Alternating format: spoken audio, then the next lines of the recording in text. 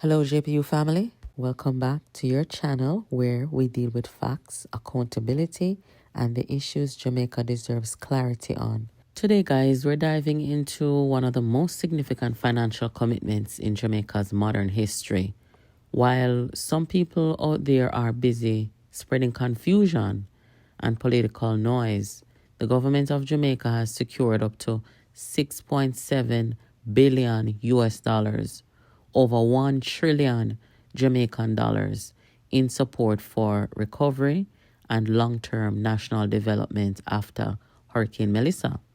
This is real leadership, if you ask me, real diplomacy, and real global respect. Yes. So let's break down what this means, how it happened, and what Jamaica can achieve over the next 5 transformative years. The IMF released a statement on Monday.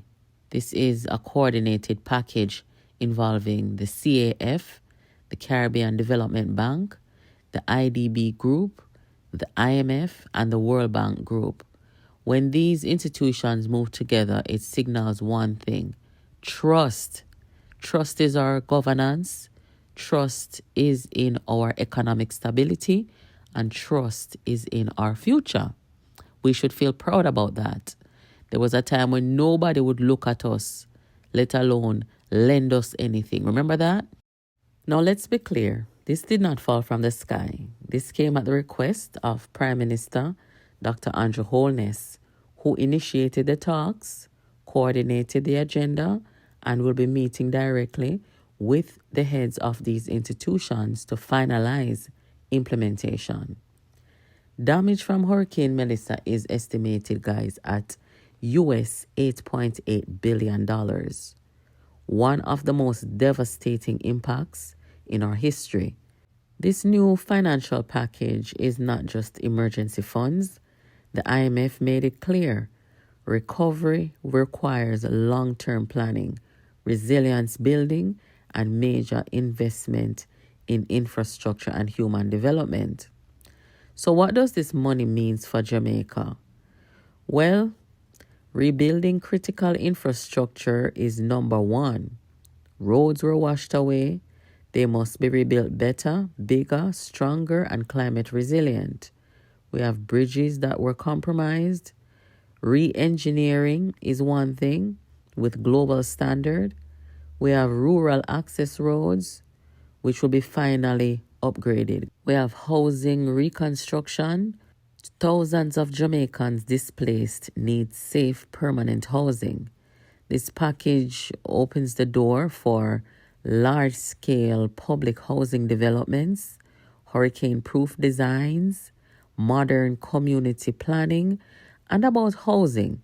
You know, the parish of Westmoreland, which just elected or re-elected all PNP MPs, they're going to benefit the most off of this. You understand? And it's going to be really interesting to see how they will vote next time around. I just had to say that. The other thing is agriculture recovery. Hurricane Melissa devastated farms. Recovery funds can support things like replanting grants, climate smart irrigation, new storage and processing hubs, expansion of agrotech. The other big thing is energy and water system resilience. And the other thing is private sector stabilization. Where energy and water system resilience is concerned, guys, this is a major area international lenders prioritize. Underground power systems, renewable energy expansion, national backup grid, long-term water security. And where private sector stabilization is concerned, you have micro and small businesses that are the backbone of our communities. The support may include low-interest recovery loans. You know, a lot of times you talk about how small businesses, them can't get loans and them something there. Grants, you know, new financing mechanism for risk and disaster resilience. So this isn't just rebuilding what was lost. This is going to be building what should have existed long ago. And that is why we must see the positive as catastrophic as Melissa is, we must see the positive that can be drawn from it. So for the next 5 years, how can Jamaica develop? Let's talk about vision. Over the next 5 years, Jamaica can use this momentum to leap ahead, not inch forward. The new era of infrastructure can be drawn from the outcome of this recovery. Imagine a Jamaica where, highway quality roads connect rural and urban spaces, and flood-prone areas have engineered, drainage systems. Coastal communities have protective infrastructure. Major bridges are modern, multi-purpose, and built for resilience. The next 5 years can finally deliver this. A housing revolution.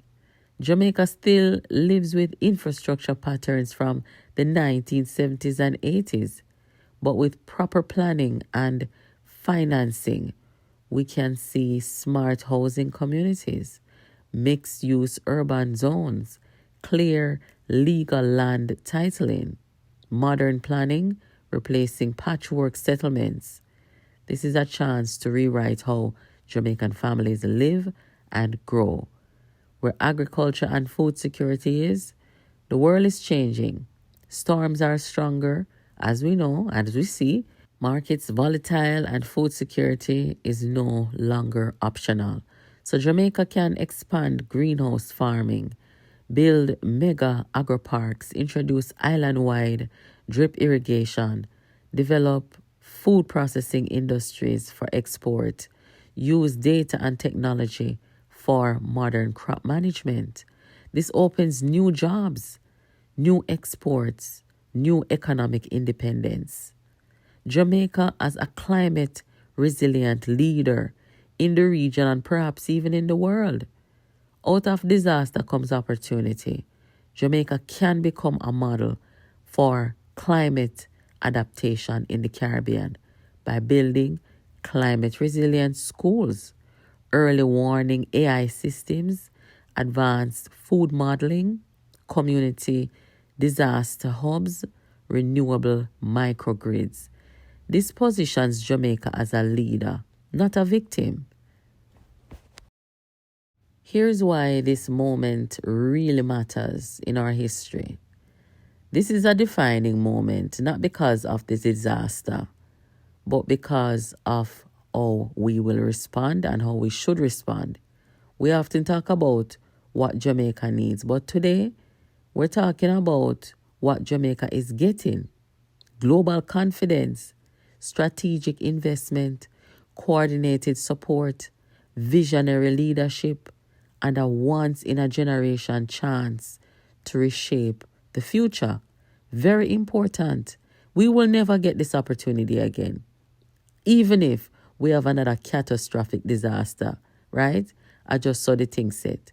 This is not politics. This is national survival turned into national opportunity. So, JPU family, the road ahead is long. 6.7 billion US, which is over $1 trillion Jamaican dollars, is powerful, but only if we manage it wisely, efficiently, and with a long-term vision. And that's exactly where Jamaica stands today, planning, coordinating, rebuilding, and transforming. We don't need an opposition in Jamaica that is going to try and derail what we are doing. We need to work together, right? The next 5 years can be the most progressive Jamaica we have seen in modern history if we stay focused, united, and committed to the mission. I'm just going to say it right now. The only thing that can derail where we need to go is the opposition in Jamaica, because we see the stance and the position of this government. We know that their heart and their head is in the right place. But the way that I see the PNP behaving, they don't want this to be great for us. And they're doing everything that they can to try and stop us. I have never seen a set of people bring down or try to bring down their own country as I've seen this PNP. It is a sad reality, and Jamaicans are united for the most part. We need to remain united and stand with our government as they're doing what is right. Guys, this is Jamaica Politics Uncovered. Make sure you're subscribed to this channel. Please give this video a thumbs up, share it with someone. Thank you for watching. I'll catch you in the next video.